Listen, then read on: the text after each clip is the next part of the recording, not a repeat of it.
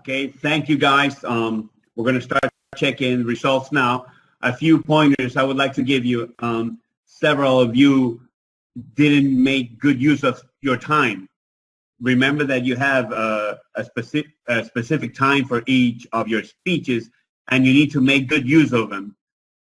You're having time left over, which is not good because you can use that time for empowering your presentation a little more. Okay, Jack, you're in charge now. I'm gonna go ahead and do my tally. So how was this experience? Okay, I think we've done a great job. I would like to congratulate you for being part of this project. I've been trying to do an online project since 2015, and today is our first online debate. You are part of history in Ecuador. What do you think about that? Huh? Give yourselves a great round of applause. Thank you, Marcelaniano. Thank you, Unidad Educativa Santa Maria, Mercy and Bismarck and David and your team. You've done such a great job. Hopefully next year we'll have more schools. We need to watch the video once we have it and brainstorm how this can be done in a better way. Now, I want to go over some things, and I'm going to take some time to give you some feedback as I mention the abilities that you need to demonstrate in your debates. For example, your argumentations, you mentioned them. Some of you have 2 arguments, some of you had 3, no problem, as long as you have the evidence to support them, which means that you have to have facts and expert opinions. The refutation, we need to work a little bit on that, especially the cross-examination questions. Once you stand on the podium, you need to say, please answer yes or no. That keeps it simple instead of, I want you to please tell me if you agree. That's too much time that you're losing from asking question. So you would just say, please answer yes or no. Do you agree with blah, blah, blah? Yes or no, period. You just want a yes, no answer. I really liked that you developed your answers, which is good. And that makes your delivery better, okay? Delivery, the use of voice, face, and body effectively. Online, it's difficult to use this. Santa Maria, you did a great job because you had a podium there and you stood and you made sure that the camera was there. That was a very good idea. We should consider all these things for the future. It's okay to read, but if the opponents do not read, that means you don't get the punctuation as high as the others, okay? In organization, we need to train the timekeepers a little bit more. When you ask for prep time, you don't tell us the amount of minutes you're going. You just say prep time, and the timekeeper who is taking the grid annotates on the page when they ask for prep time and when they finish. So if they started at 9:45 and they finish their prep time at 9:46, that's what you do, okay? You don't tell them a minute because maybe you're gonna take 15 seconds, okay? You only ask for prep time before your constructive speeches, except for the first one, who should be ready. Affirmative one cannot ask for prep time if they're going to start. But after, the other speakers can ask for prep time when they're done before the cross-examination questions, before refutation, rebuttal speeches, That's when you ask for prep time. We need to make sure that probably next time, it just occurred to me that the person who is filling out the grid should have the camera on the paper and not on her. That is something that just occurred to me, okay? Then what else do I have written down here? Remember that one of the things that we need to consider is to be polite and to be respectful.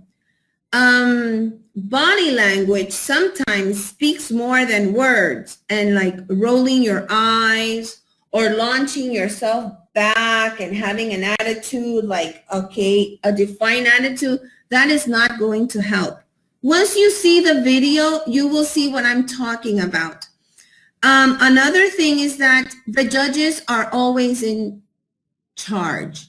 They are the ones who decide what goes on and what is allowed or not allowed, regardless of the order that we have.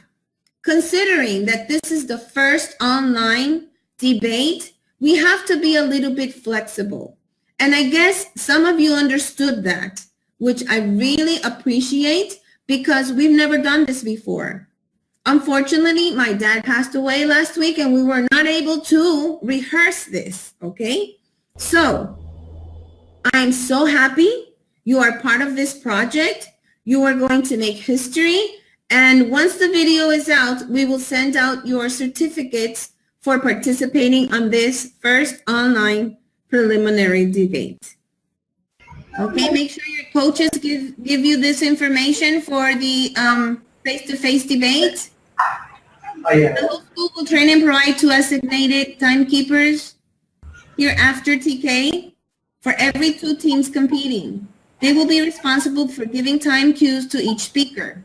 1 timekeeper will manage the minute signs and handle the form, which is the grid. The other timekeeper will monitor the stopwatch. Timekeepers will prepare 5 time cards showing that will show the last 3 minutes and 30 seconds remaining and time's up. I've included the 15 seconds and the 15 seconds grace period. Remember that if they have 3 minutes, they have a 15-second grace period. That's why you have one that says 15 seconds left, and then you have another one that says 15 seconds grace period, which is after their time is up. If a speaker exceeds the 15-second grace period during the constructive or rebuttal speeches, the timekeeper will immediately say stop. When it is up during cross-examination, the timekeeper will let the speaker to stop immediately. In cross-examinations, you don't have grace periods. One timekeeper will keep track of the cumulative preparation time used for each team and will announce remaining time left. When a team has used all of its preparation time, the timekeeper will say, prep time used.